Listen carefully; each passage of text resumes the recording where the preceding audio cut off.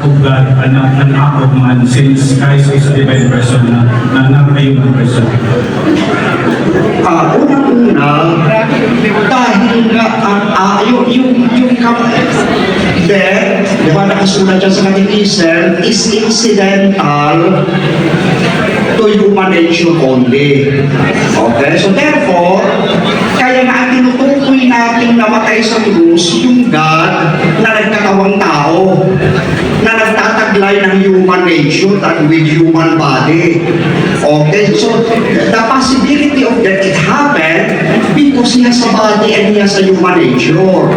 But dahil na ang person ni Jesus ay God, okay, so therefore, we also say that God died because that person, the one who died hanging on the cross is God.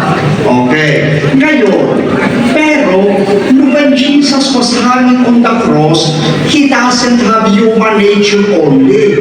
As a person, he possesses both. Ano yun? Diba? Divine nature and human nature. He is suffering, he is what divine person, suffering and dying through his human nature, but through his divine nature, he was redeeming and saving. Kaya kahit siya nagsasuffer at namamatay through his human nature, dahil siya ay divine person with divine nature, his divine nature is also acting divine actions, which is act of redemption and act of salvation through the cross.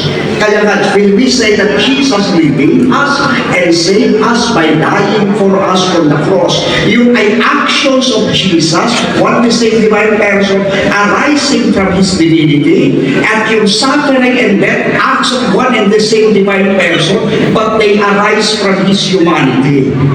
Kaya si Jesus is acting as both God and man on the cross. Thank you, Father.